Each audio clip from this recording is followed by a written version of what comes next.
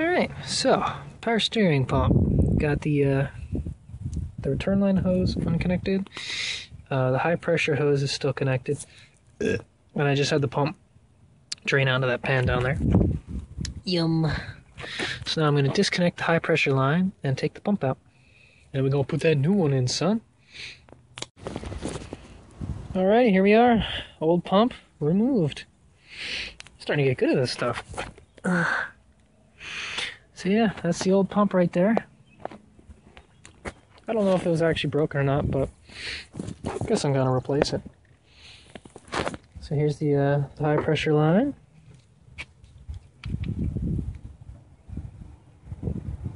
I think that's an O-ring on the tip.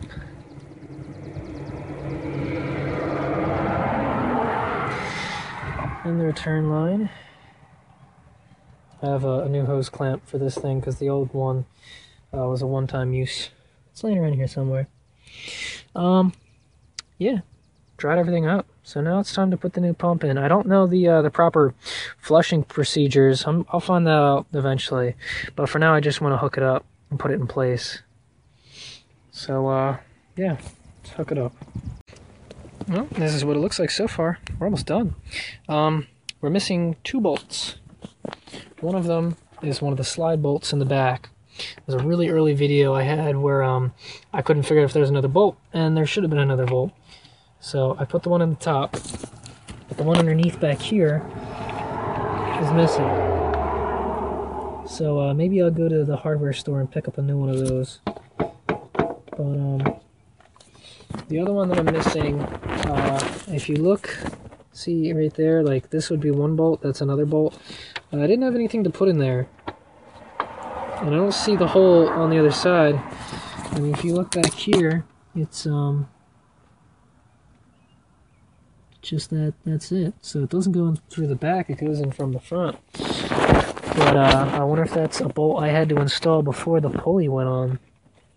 Because I don't get it.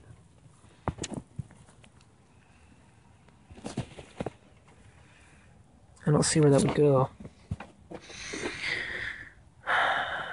That would have something to do with the bracket, I guess.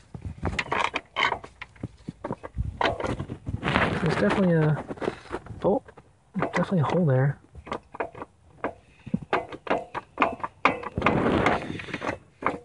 I don't know.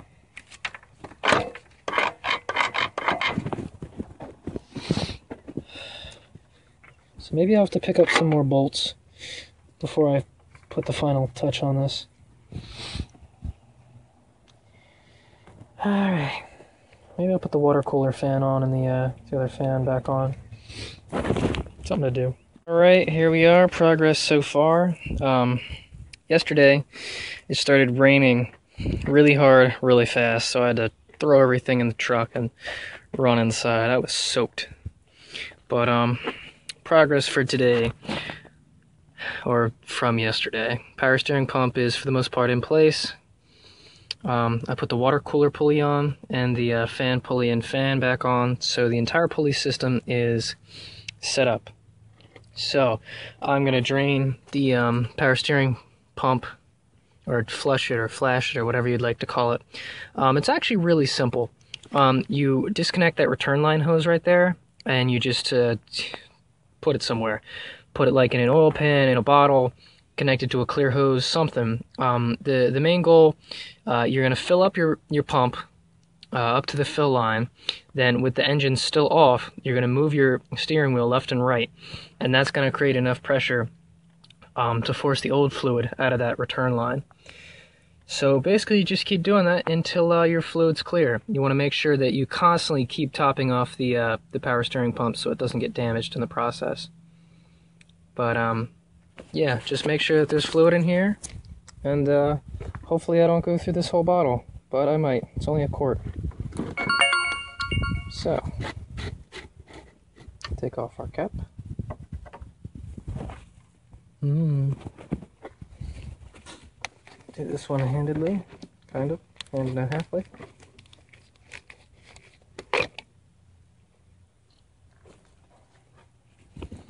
Nice and colory.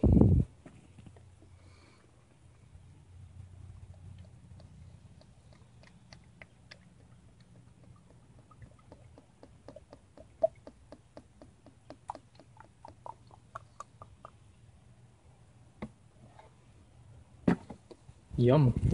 Looks a little blue. But in the bottle, it's kind of white. That's really strange. But, okay. Now we just disconnect that line and stuff.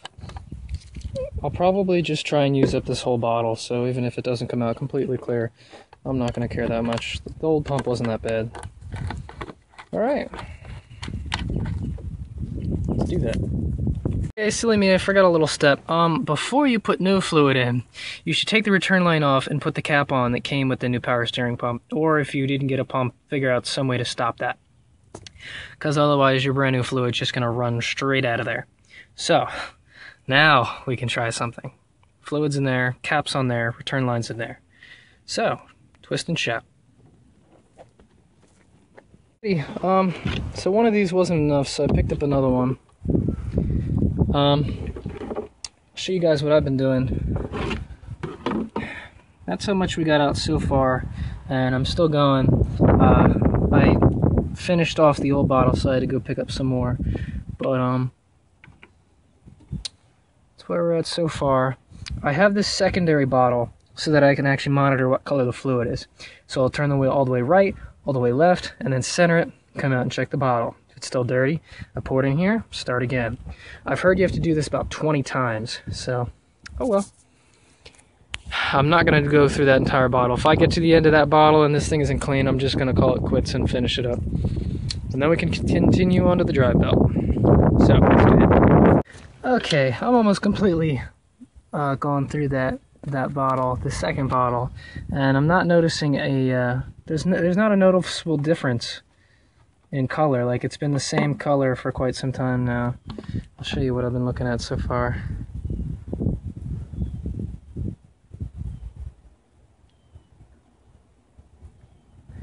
So I don't know, it's not exactly see-through, but it's not black like what's been coming out. So I don't know, I'm going to do this once, maybe twice, and then I'm going to leave just a little bit so that I can top this off and make sure it's the right level, but that's as far as I'm going. I'm not going to get this thing clear. I'm not sure how the whole system works, I kind of don't care.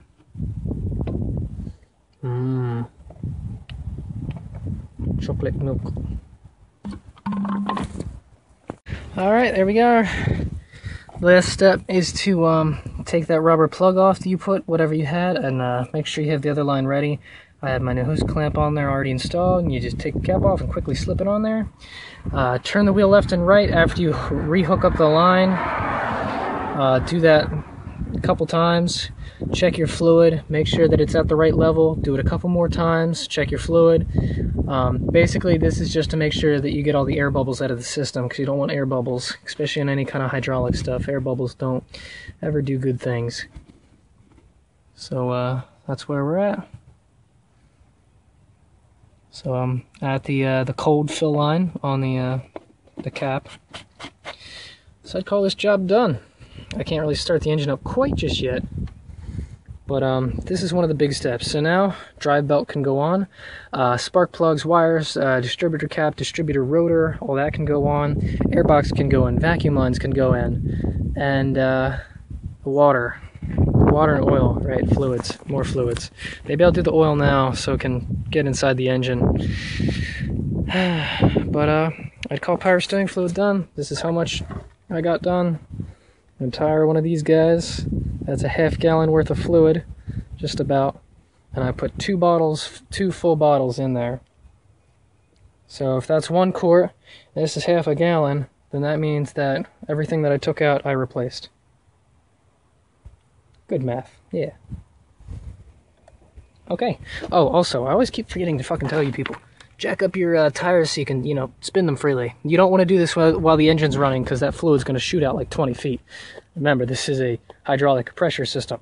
So, yeah, don't do that. Do it when the engine's off. Okay. There you go. Ta-da. Power steering.